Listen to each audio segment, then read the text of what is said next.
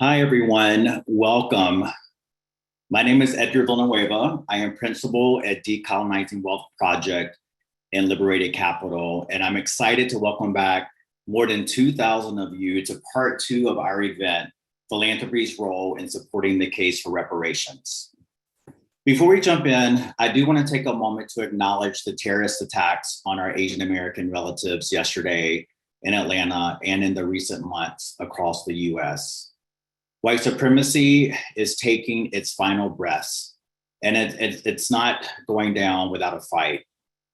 Anyone who is not white is at risk of being harmed, and we must all come together to stop the hate and to end white supremacy. We encourage you to support Asian Americans advancing justice in Atlanta, Georgia, who is a partner of Liberated Capital. We understand that they are coordinating local support to those impacted by yesterday's events and are sharing timely updates on the situation. Thank you for that.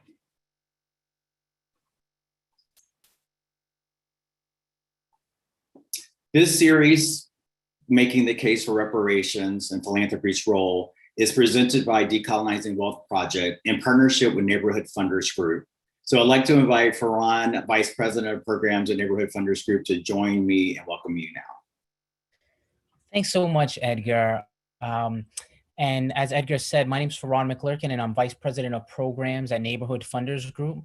For those of y'all who are not familiar with us, we are a network of funders that supports racial, economic, gender, and climate justice. And I want to really thank you, Edgar, for naming the violence that's been happening to our Asian American colleagues, friends, family, and people that we stand in solidarity with. And I also just wanted to say how happy Neighborhood Funders Group is to partner on this webinar series. And I wanted to let you know how much I love the frame decolonizing wealth, because for me, it invokes the idea and this phrase, the colonization of the imagination.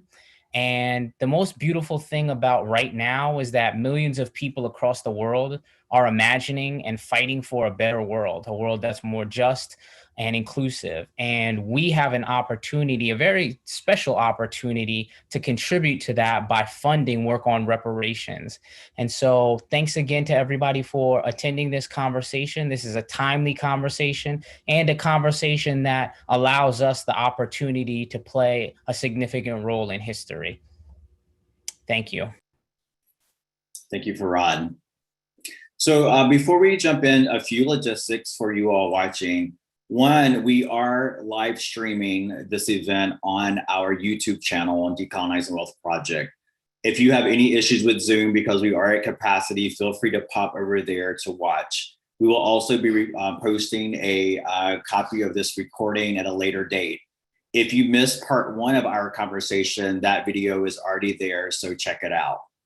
We also want to invite you all to join us on social media to keep the conversation going using hashtags decolonizing wealth and hashtag case for reparations.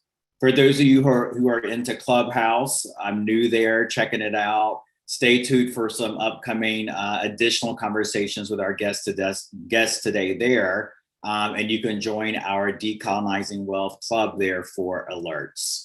We will be watching social media and the chat box for questions and comments. Obviously, we will not have time to get to all of them, but please, chat it up and we'll take a look there and see what we can get to in our time today. I want to thank everyone again for being here today for this important conversation.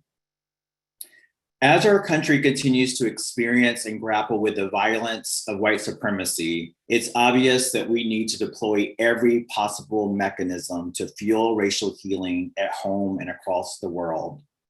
I'm certain that in order to heal, we must address the root causes of racism and its clear connection to capitalism and the accumulation of wealth. In order to heal, wealth must be redistributed. Reparations are due. Using money as medicine to heal in its most powerful, direct form means that we use it to heal the racial wealth gap, because poverty is the product of public policy and theft facilitated by white supremacy. There's an important distinction being made in the new conversations about reparations. We're not just talking about making up for the crimes of the past, for the near genocide of Native Americans 500 to 200 years ago, when the settlers first arrived and spread over the land, or for the slave trade and slavery. We're talking about layers and layers of trauma caused by white supremacist exploitation. We're talking about Jim Crow. We're talking about the exclusions built into the New Deal that disadvantage people of color by not counting certain professions worthy of benefits, such as farm workers and domestic workers. We're talking about white boarding schools that ripped Native American families apart and stamped out their surviving cultures less than 100 years ago under the motto, kill the Indian, save the man. We're talking about how GI benefits were racialized. We're talking about redlining practices. We're talking about the elite universities of this country being built with profits from slavery and how students and faculty of color still feel excluded today. We're talking about the criminal justice system's hugely disproportionate impact on communities of color. We're talking about Native Americans' unemployment rates being 10 times the national average. We're talking about immigration policies dividing parents from their children right now. We're talking about the violence and exploitation that have impacted 4 out of 5 Native women.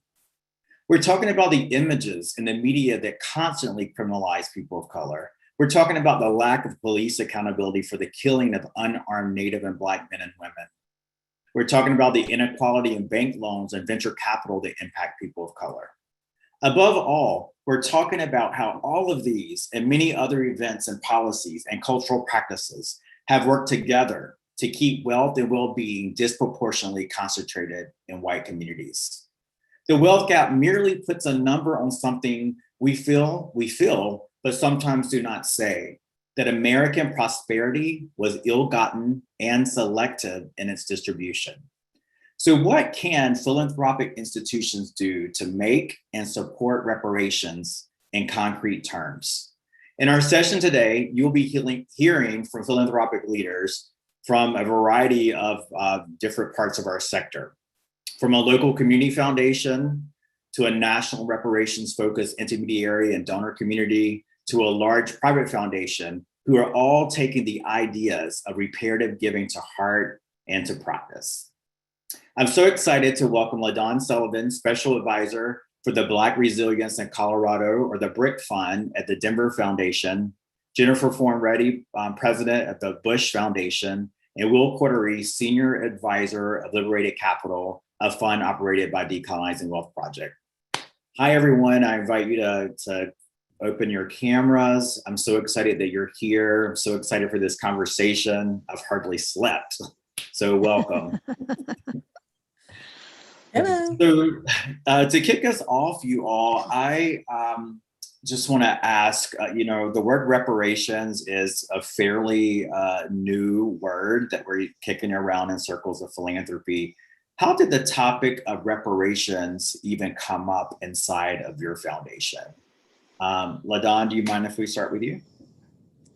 No, I don't mind. And thank you so much for having me, Edgar. And much love to the other panelists. I know we're going to have a great conversation today.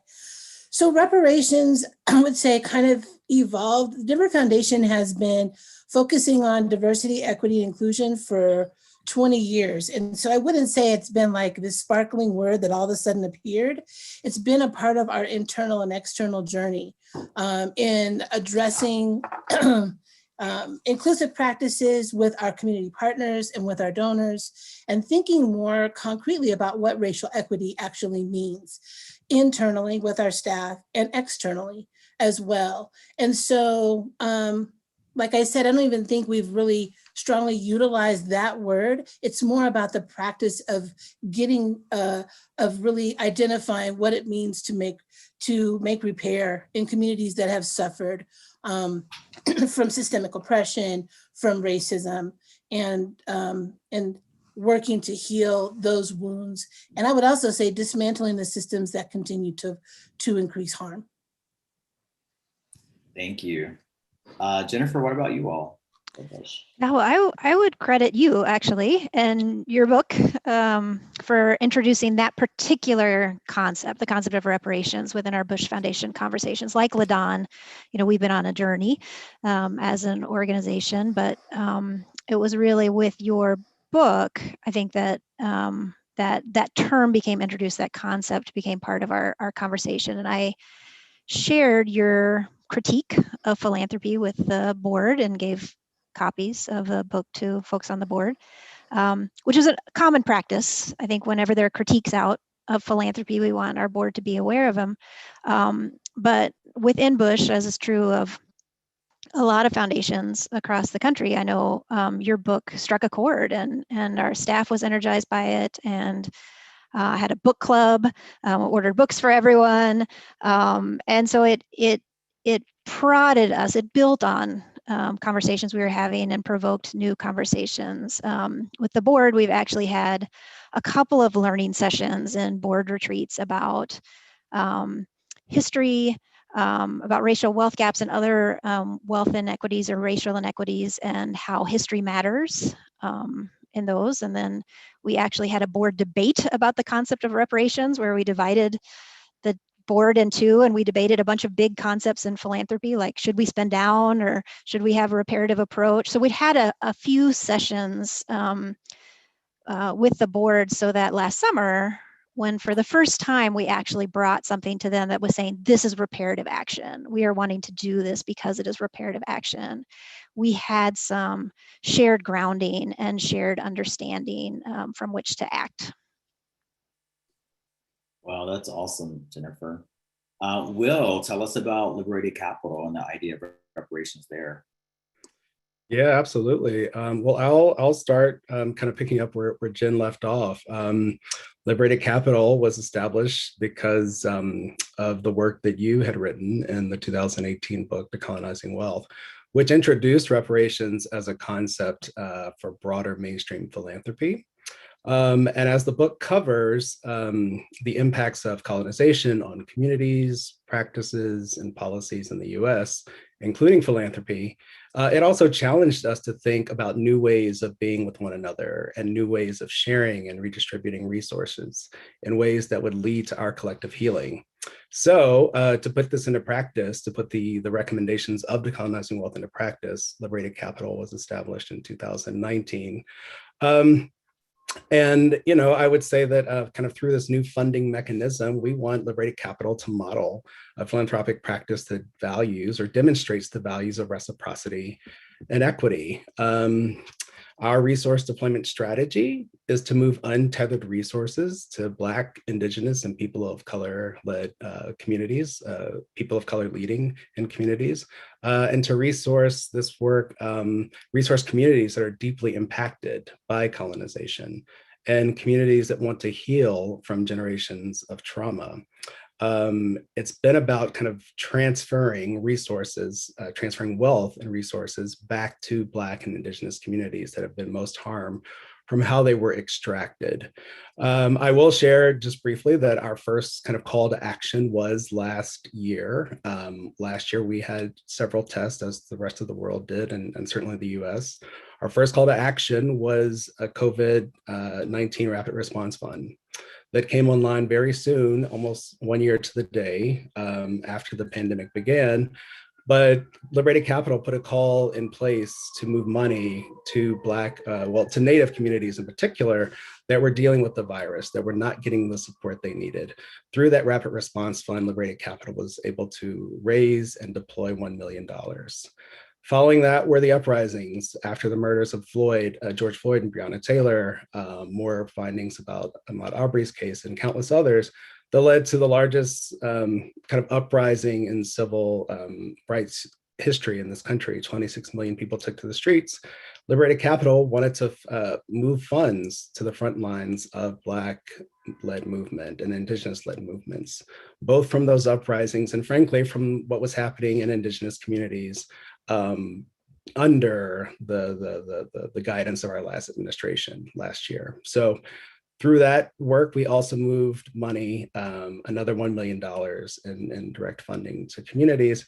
And then finally, as COVID continued to keep having deep impact on the communities in which we are and the communities in which we prioritize, Liberated Capital put a direct cash payment system program into place and was able to move another $1 million in direct cash payments to Native communities across this country. So I'll stop there. I know we'll get more into it, but I will say last year was the test for the network for Liberated Capital, and we have grown to over 280 members who support us with contributions and who are part of a donor community. And I'll stop there. Thank you.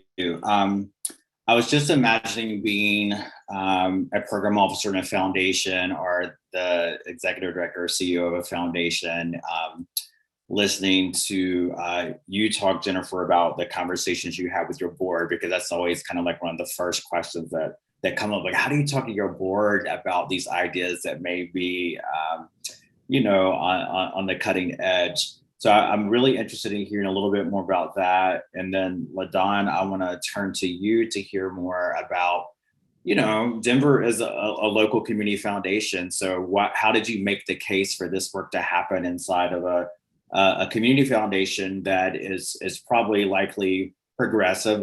Often community foundations are a big tent, right? And so they kind of show up and hold space for everyone. So I'd love to hear from the two of you about sort of making that case, and getting people to buy into this idea in your institutions. Start with you, Jennifer. Yeah, well, I'd say, it's a conversation that evolves over time.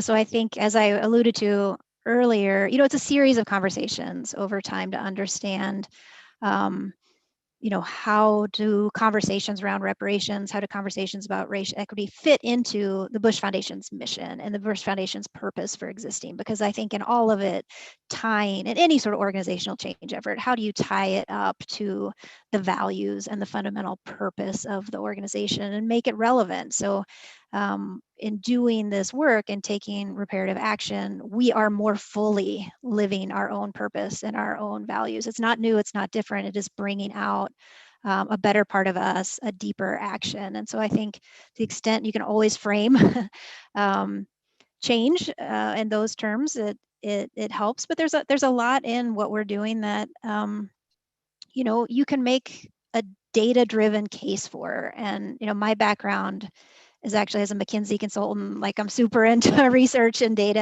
And so for us in the change effort within Bush, it was as much about, sort of calls to action and justice as it was about, look, we want to make the region better for everyone. We know that means we need to address wealth gaps.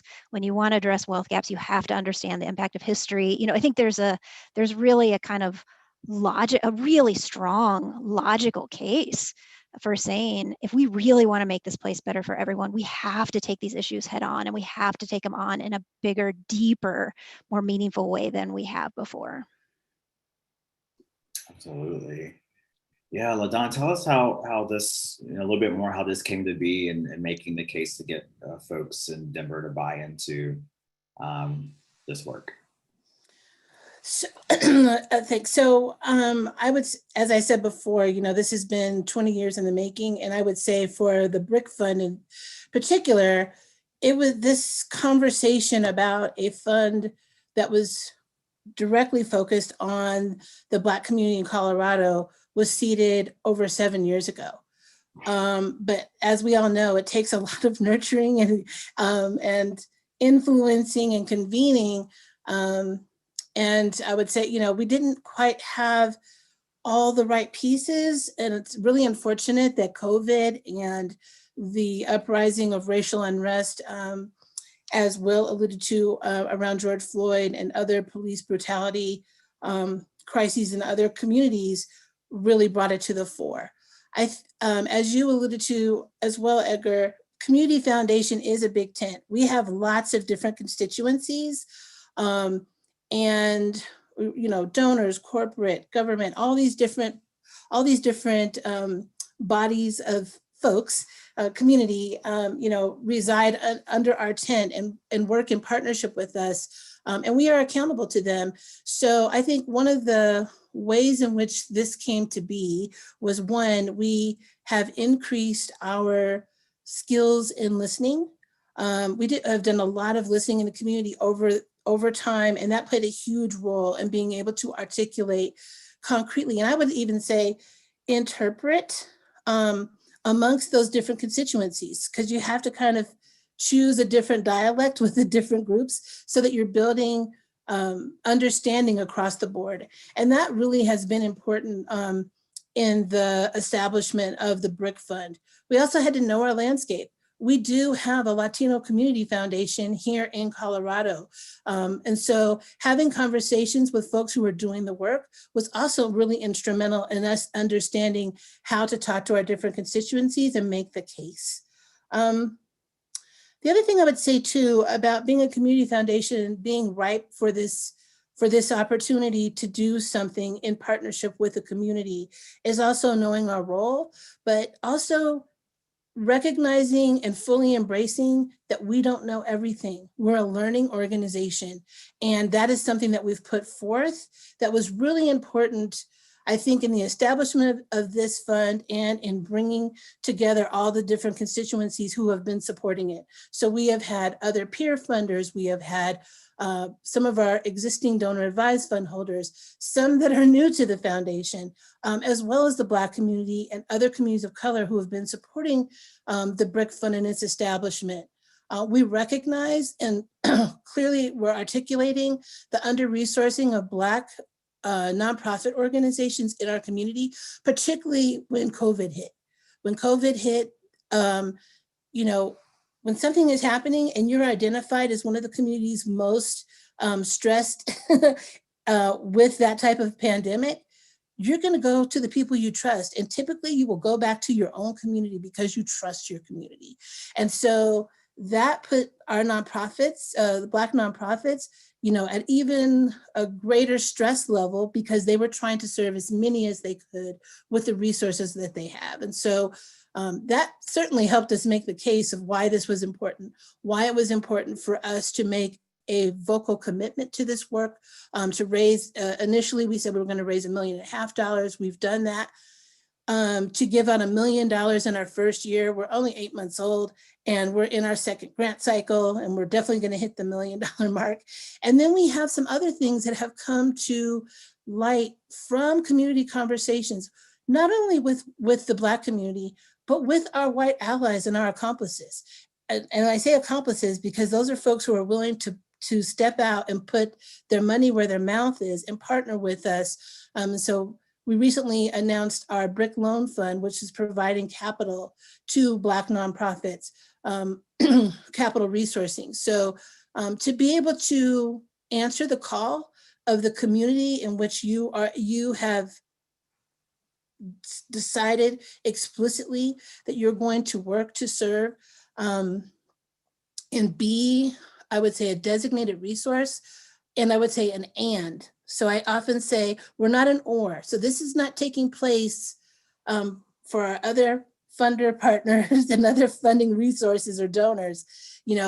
The BRIC Fund is not going to take the place of those donors so that, we're still encouraging them to continue to support these organizations separately, but BRIC is an and. We want to help the Black community and particularly Black nonprofits go from surviving to thriving.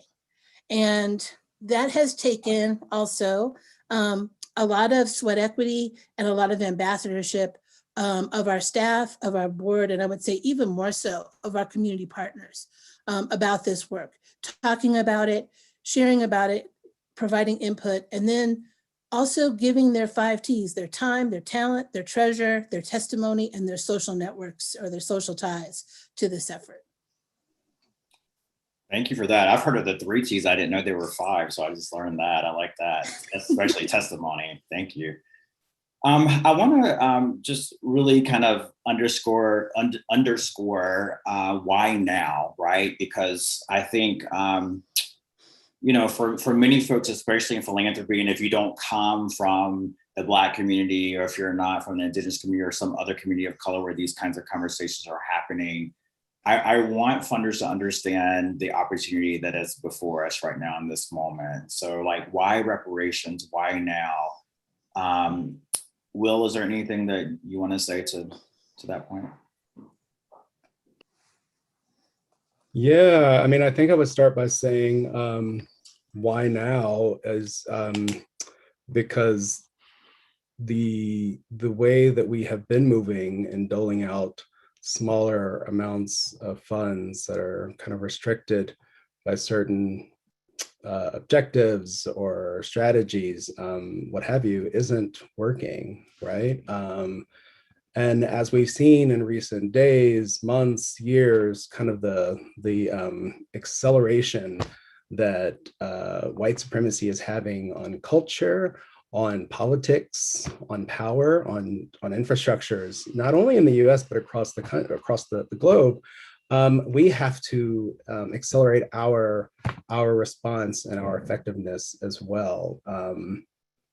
Things that we've seen happen in terms of like nationalism in the US and other parts of the world did not just happen overnight. They were built upon layers and layers of very methodical planning and investment. To that end, if we're going to have something similar, we need to invest in very big ways here in the US. And I think what's so great about reparations as the framework for us is that we're calling things out and calling them what they are in terms of the original sin in this country, in terms of how money was made. I mean, I know, Edgar, you talk about this in the book, but philanthropy, among other industries and sectors, built its entire foundation and infrastructure out of colonization, right? Out of the hoarding of wealth and out of extraction in Black communities and extraction in Indigenous communities. And so to right those wrongs, we actually have to do something very big. And doing something very big means returning money back to the communities in which it was taken. It means returning land back to the communities in which it was stolen from. So that's why now, why reparations? Because it frankly seems like the only way forward. Yeah, thank you. Jennifer, do you mind speaking to sort of the connection between reparations, or the idea of reparative giving, and closing the racial wealth gap? Why do you see reparative giving or reparations potentially, or do you, and if so, why, as a key or core strategy to closing the racial wealth gap that we're experiencing today? I definitely do see that tie. I think there's clearly a direct link between race-based policies and today's wealth gaps. And I think core to that is understanding the degree to which wealth is generational. And I actually think we have a big opportunity in philanthropy to help people understand that better, to understand that your opportunities are tied to your family's wealth, right? Your opportunities around education, around home ownership, around entrepreneurship. And there is great research, like more all the time, that really brings to life the connection between race-based policies and challenges today, going back, to our country's origin. So what is the value of unpaid labor related to slavery? What is the value of the land taken from Native Americans? And you also have great research, documentation, better understanding of the benefits to white Americans from government policies. So you listed some in your opening. I mean, the one that knocks me out is the Homestead Act. Look at the Homestead Act, which is one of the most transformational policies in US history, where you give land from Native Americans to homesteaders who are overwhelmingly white. And today, 46 million adult Americans can trace their wealth back to the Homestead Act. And in a region like the Bush Foundation, right in the heart of the country, I think it's, that's a pretty good concentration of folks. And I think it's understanding how harm can accumulate across generations, and understanding then how benefit or the affirmative wealth building policies can accumulate benefit across generations. So then it's that core understanding then of how history is central to understanding our present. And then how history is central for addressing racial wealth gaps and other challenges. It's understanding that that impact is so profound and so lasting that you can't close gaps without very targeted intervention and without intervention that is explicitly designed to be counteraction to policies of the past. That's awesome. If you all didn't know, Jennifer is also a professor, and I just got schooled. That was great. I love the way you laid that out. LaDawn, I mean, I feel like I'm hearing this in conversations about reparations where, oh, if we just get a check to Black people, we'll be kind of one and done. We'll be over all of this history and in a post-racial society. I've been a little dramatic, but can you speak to either from just your personal perspective or conversations that you all have had at the fund about the importance of moving money, but what other work has to happen in community in order for racial healing to take place? Yes, so I'm very I was going to say, so the BRIC Fund, our committee are all African American from different walks of life and bring their different lived experience. And I've had individual and group conversations about what reparations could mean to the Black community. And as you said, that check thing, that seems to be, a lot of times it leads conversation, not necessarily with our group, but certainly externally. And one of the things that we've talked about is like, well, if you receive a check and you spend, where are you going to spend the check? The check is not going to remain in the Black community. You're not going to be recycling these dollars over and over and building wealth amongst the community, because where is the ownership in our community? So elevating, elevating conversations about dismantling policy and law that keeps Black folks from owning their own home, owning their own businesses, being able to mobilize not only their dollars, but I would say, within their communities, how they can recycle the dollar.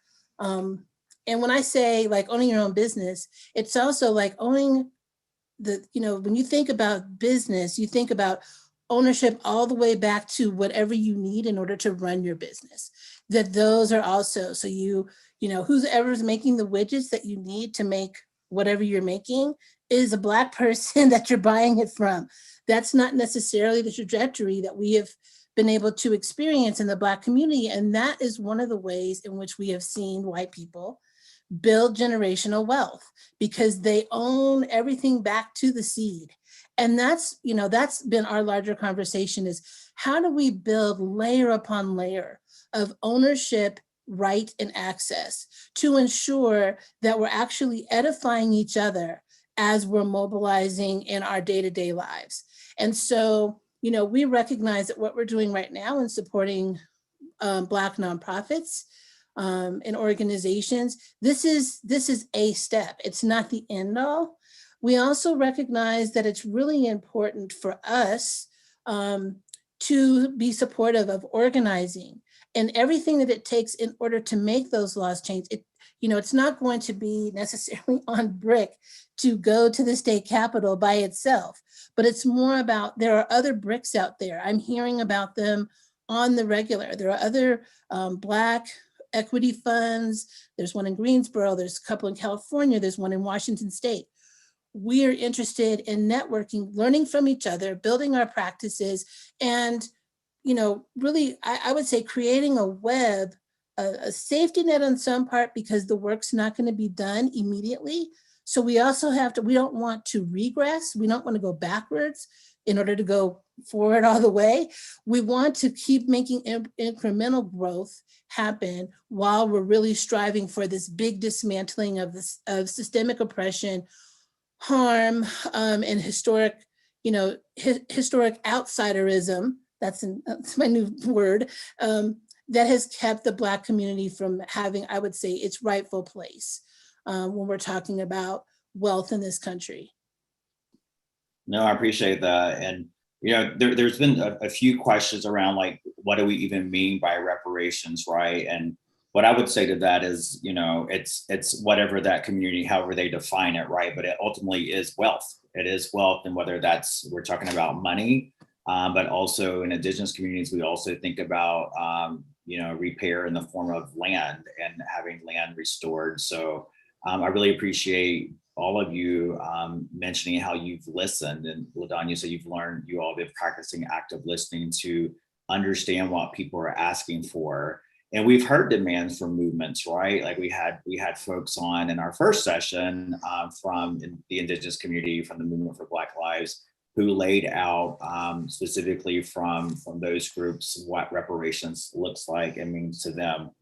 I do want to ask any of you that want to respond to this question, and kind of thinking about, one of our panelists said in the first session that philanthropy basically can't pay reparations or doesn't have a role in reparations. I disagree. I'm going to kind of give my own answer, then I'd love to hear what you all want to layer onto that. I do think that we have to advocate for a federal reparations program, including, I'm in support of, HB 40, and I'm really excited to see the mounting, support for that policy, including legislation and work to return ownership of land back to Indigenous folks. And we'll talk about that in a little bit, but I also think within our sector, of philanthropy and even other sectors like a corporation can model model reparations with the wealth that we have access to through all kinds of ways. So we'd love to kind of hear your thoughts about that, and if you have particular examples of how your organizations are modeling reparations. You want to start, Will? Yeah. Well, I also agree that philanthropy certainly has a role in the conversation around reparations and funding it. And to go back to a previous point I made, philanthropy, one, we have to acknowledge that our connection to the ways in which money was made, what we call the original sin of genocide and slavery, and building this country's economic system is also what fueled philanthropy. Philanthropy was built on this foundation, and money was amassed through this system. Slavery, Black people, we were the first economic commodity in this country. We were literally traded on the stock exchange. Land was taken from Indigenous folks and communities, land in which the robber barons made lots of money off of. And so there's certainly a reason a reason why philanthropy should show up. But then also I think that, what we can do in response is model some values of reparations. So one, philanthropy, giving money, redistributing wealth that it has in a reconciliation process, turning it back over. I have clients now that I'm working with, they're in a process of moving money that they made in the communities in which they made it back to those communities, right? And doing it at full tilt.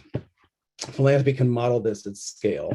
And it can also model ways that government can follow afterwards, right? Follow suit.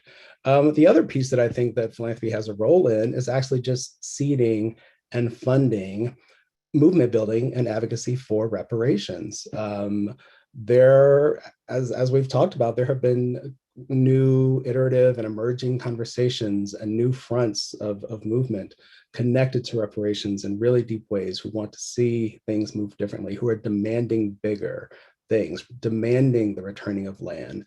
There are different kind of iterative specific interventions that are coming up, like forgiveness of student loan debt, or universal basic income, direct cash payments to communities. Like these are all ways of actually returning resources back, returning land back to communities in which it was taken. And philanthropy has a role, I think, philanthropy has a role in supporting that effort. Jennifer?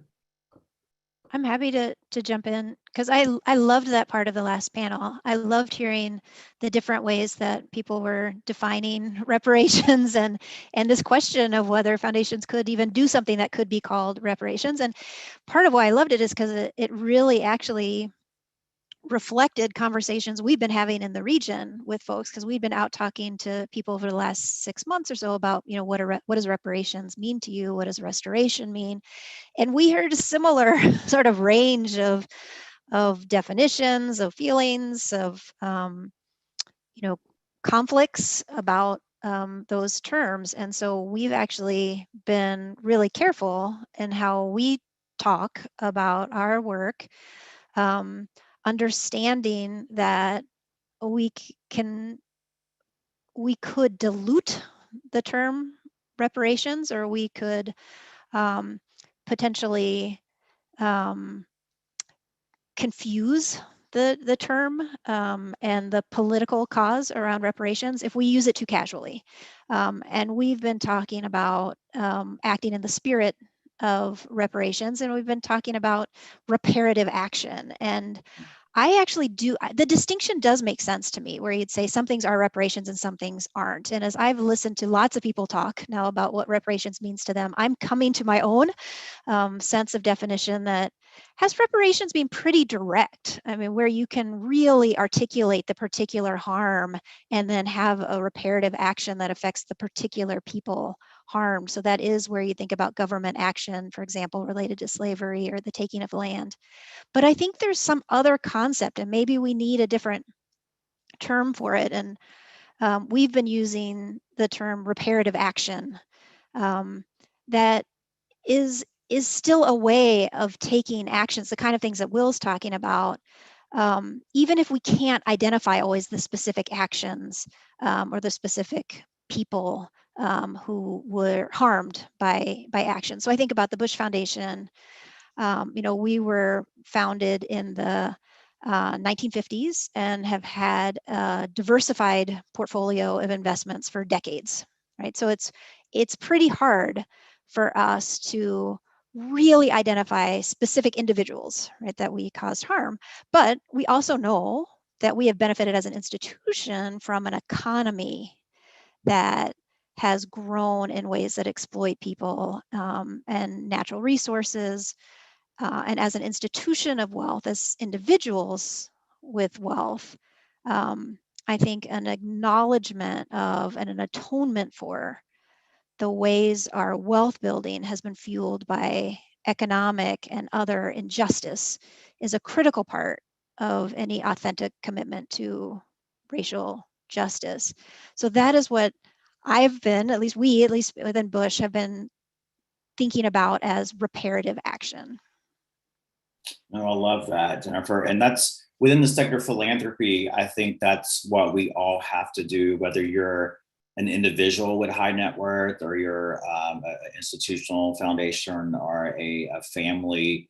Understanding the origins of wealth, right? Like, where did the money come from? And if you can't point it to specific communities or people that were harmed, then understanding the accumulated, boost and advantages that have created the systems, or the opportunities for institutions like ours to amass wealth, and using that wealth in a way that respects that history and gives back to those communities. I have had a number of conversations with funders across the world in the past year who are really taking that work to heart, from actually identifying, if they can, the specific communities that were harmed and historically by the accumulation of their wealth, and getting wealth back to those communities. And I want to distinguish between like grant making, like good grant making, y'all. Like, the minimum thing we should be doing is funding Black, Indigenous, and people of color led organizations. Like, We're not doing that well, right? We know from data that less than 10% of our grant making goes to communities of color. So lots of work to do there, but we're not going to contribute to closing the race wealth gap by just even like funding through grant making, communities of color, it's got to be more radical. We've got to redistribute wealth and that we have access to. And for us in philanthropy, for many of us, it's in our endowments, right? And like tapping into those resources that have historically been invested in private markets and figuring out how we can, pay that money back to the communities, right? On whose backs and shoulders those resources were made. So I'm really excited to kind of see the journey that many funders and donors are on to do the work to explore their histories, to find out and understand where that money should be directed, and to go beyond grant making to think about other ways to put capital, like real capital, into communities of color. I know that at Liberated Capital, we've had many examples of folks who are coming to us to support that journey through sort of donor advising work that Will and others on our team have done, as well as thinking about how do I actually just sign over my donor advice fund to be completely redistributed under the self-determination of Black and Indigenous and other people of color, where those funds should be directed. So that's the work that philanthropy can do inside our sector, I believe, to contribute to reparations, for sure. We also want to talk about, are modeling reparations in whatever form or reparative giving as institutions or as a sector. Do you all feel like that could help inspire, maybe model a program or inform the thinking around a federal reparations program? What are your thoughts there? Are we helping to lead the way or add fuel to those community fights? Any thoughts? Who wants to go first? Jump in, Will. You Yeah, well, I was actually going to share, I was going to make an offering because, yes, I do think that we, the three of us, our institutions and others like it, are primely positioned to model. And so as I shared at the top of the call, Liberated Capital moved $3 million last year to the front lines of movement to communities in need, Black, Indigenous, and people of color communities. We're not stopping. So we are actually pleased to announce today that Liberated Capital is launching a $1 million funding pooled fund or funding opportunity to support local, regional, and national movement building and advocacy efforts for reparations. We are aiming for this to be a multi-year, multi-million-dollar initiative, but we're starting with $1 million right now. And the goal, kind of rooted to our politics, is to move untethered resources to support community-driven reparations efforts that will help build the case for local, regional, and national policy opportunities that will inform ways wealth can be redistributed by both institutions and governments. This funding opportunity aims to source both spaces and places where reparations campaigns are taking hold.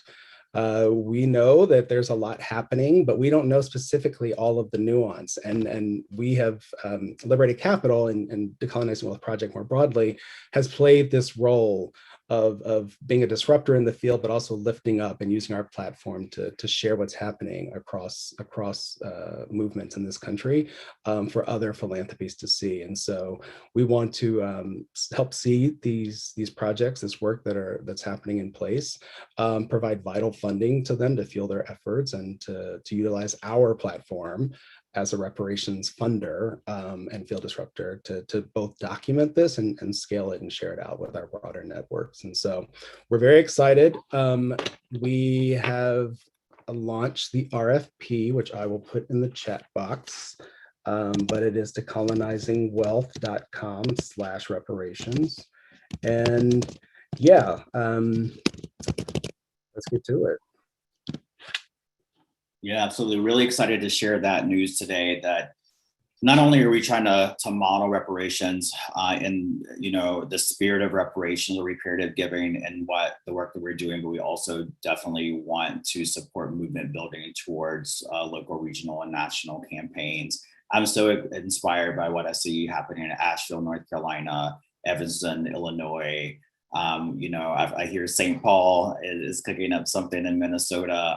These campaigns are, I really, you know, I believe are creating momentum toward, you know, a national program, which is really exciting. I want to give each of you an opportunity to just share what you think are some actionable steps that philanthropy can take to advance this conversation, that call to reparations. Whether that's actionable steps as funders, what we should be doing inside our institutions, or work to support movement building toward reparative repair work, reparations, and community. LaDon, I'll start with you. LaDon. It's all good. It's all good. So, so a couple of things. One, as I stated before, there are other similar funds popping up in community foundations or some fiscally sponsored in some type of way. So I would encourage our sector to one, explore those organizations. I'm happy to talk to anybody who wants to talk about what it's like to start a fund like this, and even do some thinking together about what, you know, kind of where we go from here.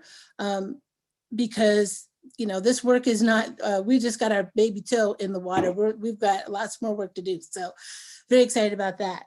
What I would say to my community foundation brothers and sisters out there is to think about how you can elevate your game. We are uniquely situated to be conveners, educators, influencers, and interpreters in our community. And so I think, you know, we sit at the heart of how to bring very diverse communities together to have conversations about this and create shared language that I think will help move the movement forward. The other thing I would say is there are a lot of organizing groups on the ground, and I know, you know, for some in our sector, organizing might feel a little daunting. And I would just say there, the movement of people on the ground is I think is one of our strongest ways in which we can actually get to where we want to go. So to think about organizing entities, also reach out to the communities that you serve. Our mandate by our name is the love of humankind, and that's all humankind. And so we should be thinking about if there are communities that your foundation is not in deep connection with, you need to figure that out. You need to do some internal work. You need to look at your staffing, look at your board, look at your leadership, look at your practices, look at how you operate in community. And then there's some other ways in which, you know, as I said, I feel like this is not going to happen in 30 days. And so I think we also need to be mindful about how we, as Jennifer said, ways in which we're not doing harm. Who's managing our money? Who is, who are we hiring? All these different things play a role in how we can influence not only our own sector within our own sector and our community, but I think, as you said, the other sectors that are going to be necessary for this actually to be fully realized. Thank you. Thank you for pushing folks to do the work. And again, I love the work that you're doing, LaDon, because it's my Southern accent. We say Dawn where I'm from. I know it's Dawn. LaDon. You're fine. You're fine. You know, I love the fact that this fund is happening in community. And if you're in Denver, for sure, check out the fund, but also all of you Community Foundation colleagues out there, you can do this. And I know that there's a lot of resources I'm also seeing popping up in the chat. So thank you for sharing that. Jennifer, I'll pass to you for sort of closing thoughts and inspirations for what philanthropy can do to take some action. Well, I really affirm everything LaDon said. She rattled off a whole lot of things that I think we can be working on, should be working on. as a field.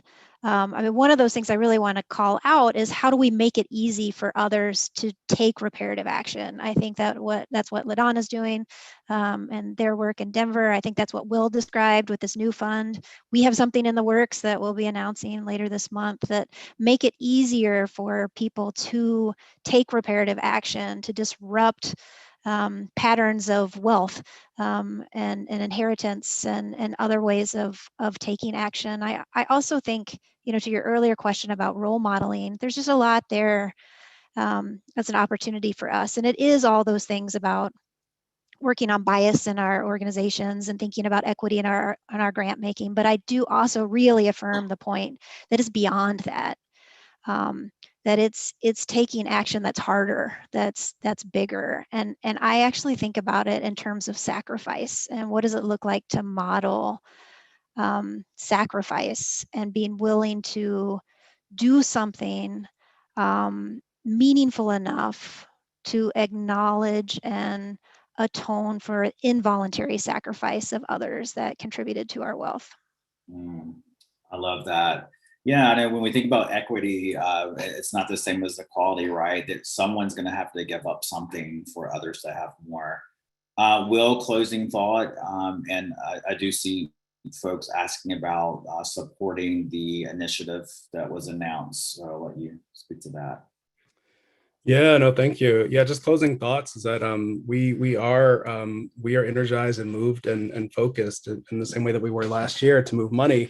And so to respond to the questions in the chat around looking for additional folks to join us in this effort, the answer is yes. Liberated Capital is a funding mechanism that takes both institutional philanthropic dollars as well as individual donors. We have a donor community of over 280 members who give to the fund. We have over 1,500 donors who have given at least one time. And I also have to say, like what we've talked about kind of at the top of this call, some of the importance of Liberated Capital's work is to create space for healing for our donors as well, right? Like we understand that healing is needed across the board in communities that are directly impacted by generational trauma, but also white, wealthy individuals who are dealing with it and trying to hold and process all of these things. This is why we have the work of other partners like Solidarity and Resource Generation that do this work. This is a space where we provide healing and create healing for folks who are a part of our community. And the range is broad. Folks who give $10 a month to who give 7 figures a year. So yeah, you're all welcome to join us as well. Thank you. And I really appreciate you saying that because I think about that a lot. Reparations is about repairing the harm that has been done to Black, Indigenous, and other people of color, but it's also about healing of the oppressor, right? It is, and I think through the act of giving, everyone can find medicine for that healing so that we can restore balance and be in right relationship with one another. So we are at time. I want to thank our panelists and just remind folks, we are looking to get resources out the door to movement building efforts towards local, regional, and national reparations. You can find more at decolonizingwealth.com/reparations. Any funder that's interested in supporting this work to increase the pool of resources available, hit us up at info@decolonizingwealth.com. And until our next chat, everybody, thank you. To healing and to love.